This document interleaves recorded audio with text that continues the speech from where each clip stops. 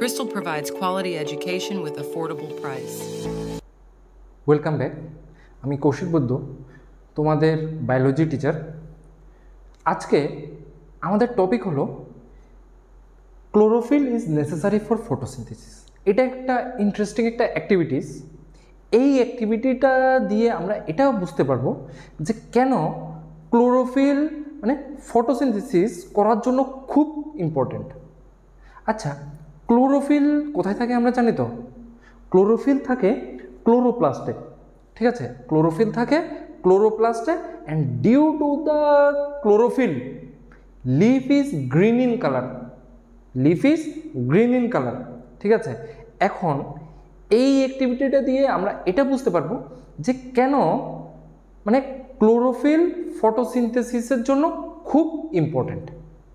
এখন দেখো, আর আমরা আরেকটা জানি কি, ফটোসিনথেসিসের যে বাই প্রোডাক্ট মানে ফটোসিনথেসিসের একটা প্রসেস তো ফটোসিনথেসিস, এই ফটোসিনথেসিসের প্রসেসের মানে যে বাই প্রোডাক্টটা আছে বা যে রেজাল্ট আছে, রেজাল্টটা কি আমাদের কার্বোহাইড্রেট তৈরি হয়, ঠিক আছে? C6H12O6। অ্যান্ড কার্বোহাইড্রেটকে আমরা আরেকটা নামে জানতে পারি, এটাকে কি স্টার্চ, ঠিক আছে? এখন দেখো, সাপোজ আমরা একটা পাতা নিলাম, একটা গাছে একটা পাতা আছে, ওই পাতাকে আমরা টেপিং করে দিলাম, টেপ লাগিয়ে দিলাম, ঠিক আছে? একটা পার্টিকুলার জায়গায়। সাপোজ এটা একটা লিফ, এটা একটা পাতা, এই পাতাটাকে আমরা কি লাগিয়ে দিলাম? একটা টেপ লাগিয়ে দিলাম, মানে ধরো একটা হোয়াইট ব্যান্ডের মতো লাগিয়ে দিলাম, যেটা দিয়ে এই পাতাটাকে মানে সালোক সংশ্লেষ হওয়ার জন্য মানে ফটোসিনথেসিস হওয়ার জন্য যে সানলাইটটা দরকার আছে, সানলাইটটা এটার মধ্যে ডাইরেক্ট গিয়ে পৌঁছাতে পারছে না, ঠিক আছে? আর বাকি জায়গাগুলোতে সানলাইট পৌঁছাচ্ছে, কোনো অসুবিধা নেই, বাকি জায়গাগুলোতে ফটোসিনথেসিস হচ্ছে, ঠিক আছে? আফটার 2 to 3 days মানে 2 থেকে 3 দিন পর এই পাতাটাকে আমরা ছিঁড়ে নিলাম, ঠিক আছে? পাতাটাকে ছিঁড়ে নিয়ে একটা বিকারে অ্যালকোহল দিয়ে এটাকে আমরা যদি মানে 5 থেকে 10 মিনিট পর্যন্ত 50 থেকে 60 ডিগ্রি সেন্টিগ্রেডে আমরা বয়েল করি, ঠিক আছে? কত মিনিট পর্যন্ত? 5 থেকে 10 মিনিট পর্যন্ত যদি অ্যালকোহল বা স্পিরিটের মধ্যে এটা বয়েল করি, বয়েল করে আস্তে যখন 5-10 মিনিট পর এটা যখন আবার বের করে নেব, এই মানে অ্যালকোহল থেকে আমরা বের করে নেব, এটা তখন ডিকালারাইজড হয়ে যাবে। মানে কি, এই যে গ্রিন পার্টটা, ঠিক আছে, মানে গ্রিন যে পাতার মধ্যে যে একটা যে গ্রিন পার্ট ছিল বা গ্রিন কালার ছিল, ওই গ্রিন কালারটা সরে যাবে।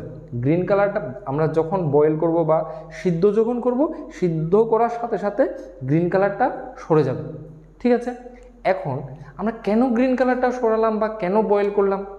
এখন দেখো, এই যে পাতাটাকে আস্তে ঠান্ডা করার পর, ঠিক আছে, পাতাটাকে ঠান্ডা করার পর যখন আমরা পাতাটা পেট্রি ডিশের মধ্যে ছড়িয়ে দিলাম, পেট্রি ডিশের মধ্যে ছড়িয়ে দিয়ে যখন এই পাতাটার উপর যখন আমরা আয়োডিন দিলাম,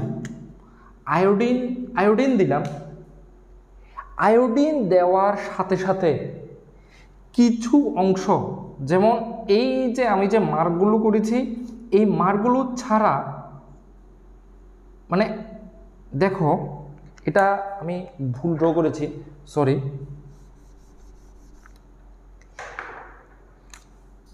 এই যে আমাদের যে পাতাটা আছে, পাতাটার যেটুকু পর্যন্ত আমরা ঢেকে দিয়েছিলাম, এই জায়গাটা ছাড়া আর সবগুলো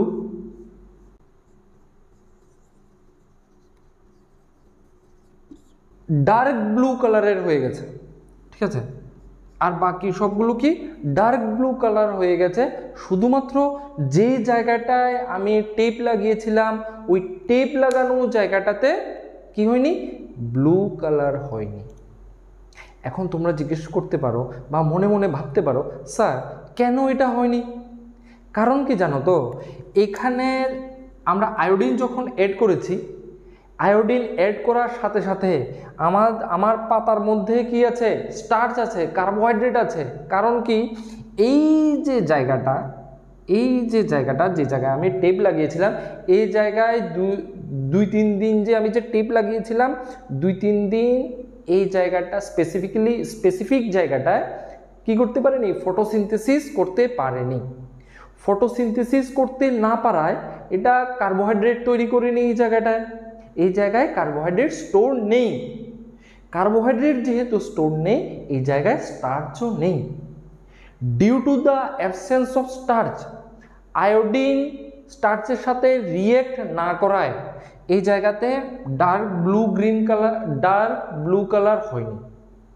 ঠিক আছে, এখন দেখো তাহলে আমরা কি বুঝতে পারলাম যে আয়োডিন প্লাস স্টার্চ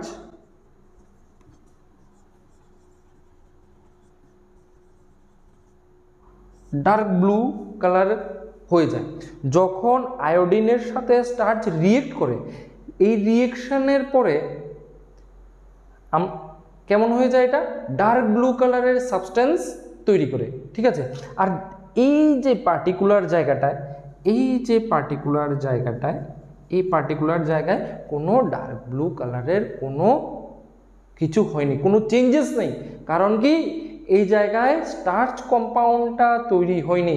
কারণ কি, এই যে 3-4 দিন যে আমাদের যে টেপ বাঁধা ছিল, এই টেপ বাঁধার কারণে আমাদের সানলাইট মানে সূর্যালোক বা সানরেজ এই জায়গায় আসতে পারেনি।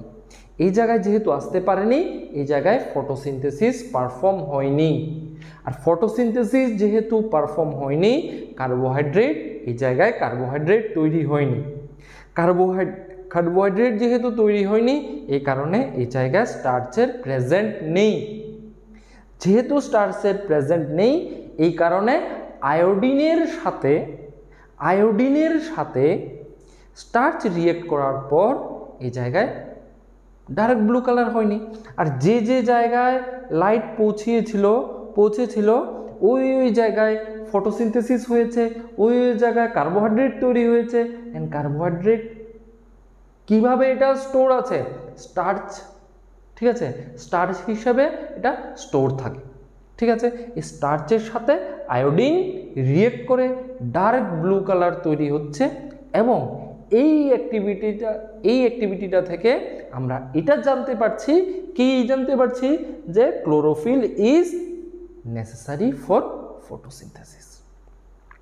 এখন দেখো এই যে অ্যাক্টিভিটিটা একটা অনেক ইম্পর্টেন্ট অ্যাক্টিভিটি।